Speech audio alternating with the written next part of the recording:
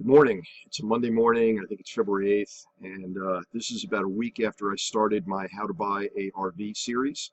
If you haven't seen part one, click the link above, and you can get right on to the post where you'll find my first installment on how to buy an RV, where I talk about timing. Today what I want to talk about is new versus used. And let me begin by relaying a couple of quick vignettes, stories of my first two motorhomes that I purchased. I owned two Class C motorhomes back in the early 2000s. I bought my first in 2003, and I bought it used from a dealer, negotiated the price hard, used it for one season, just used it for that summer, and flipped it at the end of the summer for about a $500 gain. So that kind of got my taste for buying an RV at the right price, used, and then selling it. The motorhome had 5,000 miles on it. It was in mint condition. And I think my first lesson there was that when people buy motorhomes or fifth wheels or travel trailers, very often they find out that their needs change, sometimes within a matter of days or weeks of the purchase. And the unit that they turn around and sell, frankly, at a big loss, especially if it was brand new when they bought it, is going to be had by the next buyer at a big discount. So that's something that you can understand and profit from if you go that route. The second time I did it, I did almost as well. I bought one in 2004, kept it for 2 years, ended up, I think it cost me $1,000 use over a 2-year period, and then sold it. Got my use out of it and moved on from the unit. And again, a relatively late model.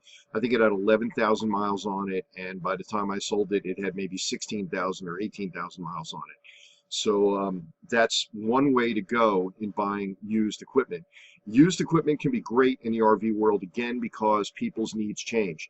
It's not like a car or a truck where I find that people tend to keep those a bit longer and maybe not sell them until there's a good reason to want to sell it. When I bought my my fifth wheel that I'm currently in, that I'm coming to you from right now, I bought it late in 2011, and it was a leftover, and it was also an out-of-place unit. I bought it in South Florida, and it had a winter package or a blizzard package built into it, which is something that most Floridians are not looking for. So that's another way to go to get yourself a new unit and get it at a really good price. And I'm going to be discussing how to get the best price on an RV in a future installment of this, so I'll elaborate on those issues as we go forward. So, summary so far, buying used can be a really good way to go because people's needs change, and there's a lot of really good used RVs around that are in really, really nice condition. Realize that in the first 2 years of purchasing a new RV, there is a steep depreciation curve in the value of that RV.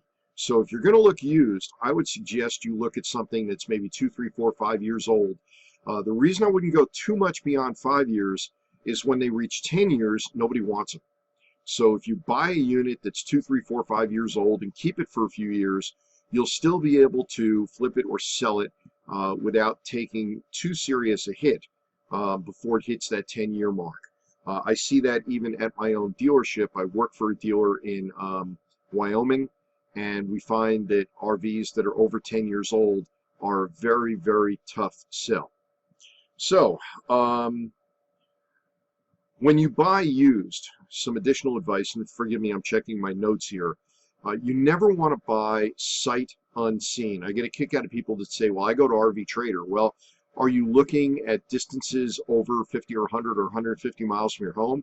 If you are you prepared to go and look at that unit? Because what you want to watch for, at least a couple of very basic things, is look at the ceiling and look at the walls inside. Is there any evidence of water damage?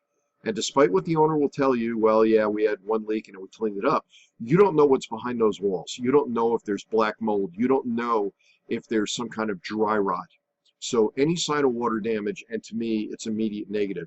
Also, you want to walk through the unit so you can see what it smells like. It gives you an idea of how well it's been kept, whether it's been smoked in, whether there's odor of mold or mildew. So these are all things that I think are important for you. If you're going to buy a used unit, you've got to go through the unit. You've got to walk through the unit. You've got to spend time in the unit. Now, realize that a used unit is not going to come with any kind of warranty. If you buy it from a private party, it's implied that it's buyer beware. If you buy it from a dealer, even though you sign a form that says as is, the dealer at least is supposed to go through the unit and analyze what is wrong with it when they took it in on trade, and then perhaps fix some of the things and maybe not fix other things, and you're entitled to that report. So if you ask a dealer for, well, did you take it in on trade and did your service department go through it? What did they find? They have to disclose that. All of that said, there's still no warranty after you sign the papers. So what you want to make sure is that you get an extended service contract. Extended service contracts, particularly on used units, are absolutely vital. And extended service contracts on new units are not a bad idea. Here's why. First of all, let's understand what an extended service contract is. It covers components. We're talking about things like the refrigerator, the air conditioner, the leg lift mechanisms, the TV. These are your components, not the walls, not the roof. The extended service contract will protect you for a pre-negotiated period of time. You may be able to get, if you're buying from a dealer, for them to throw in an extended service contract for 90 days. At least then you know you're not going right out the door and you find out that the water heater is busted. If you are able to purchase it, then I would say go for a 2-year, 3-year, 4-year extended service contract, because that will cover you that much longer. In the interest of full disclosure, if you click the link, I have a further article on extended service contracts. And yes, through my dealer, I can provide individuals who are purchasing anywhere in the nation an extended service contract. And yes, I'd love to give you a quote, but that's a complete aside. You want an extended service contract. I've seen too many people refuse that, and then a few days later they're back in, something doesn't work, and that's an issue. So you have to consider getting an extended service. When you buy a brand new unit, it's also a good time to get the extended service contract, because you'll get, for example, a 7-year coverage. You'll get the 1 year from the manufacturer. Most manufacturers are 1 year, and then you'll get an extended 6 years on all components. You also get the most comprehensive package that the extended service contract company will offer. Basically an exclusionary contract, meaning it covers everything except for things that they name, as compared to contracts that you can get on an older unit, a 2, 3, 4, 5, even 10-year-old RV. You can get an extended service contract, but it's going to enumerate the specific items it covers and nothing else. So it's a bit more restricted than the exclusionary contracts that are available for brand new purchasers or for people who have relatively new RVs, something a year or less. Enough said on extended service contracts. When it comes to new units, you are going to get the latest features, and there are a few features I'm seeing in newer units that are worth considering. Things like a 6-point leveling system, frameless windows. They're putting better mattresses in them. But again, you've got to weigh, what am I paying for that new unit? What am I going to incur as depreciation on that new unit over the course of the first couple of years, versus what could I get a used unit for? And really think about it, because again, there's a lot of used units out there that really haven't seen a whole heck of a lot of use. You will get a full warranty. You will get the original manufacturer's 1-year bumper-to-bumper warranty. If it's a Jayco or a Starcraft, you're going to get a 2-year. And very often the roofs have much more than 2 years. They might have 10 years, even 20 years in a few cases. If you buy a used unit, the odds are that warranty will not be in place, because again, manufacturers don't transfer warranties. Extended service contracts, in contrast, can be transferred and can be sold back to the original selling agent for a refund on the unused time if you do turn around and sell your unit before the extended service contract is run out. So I hope that you find this information of value.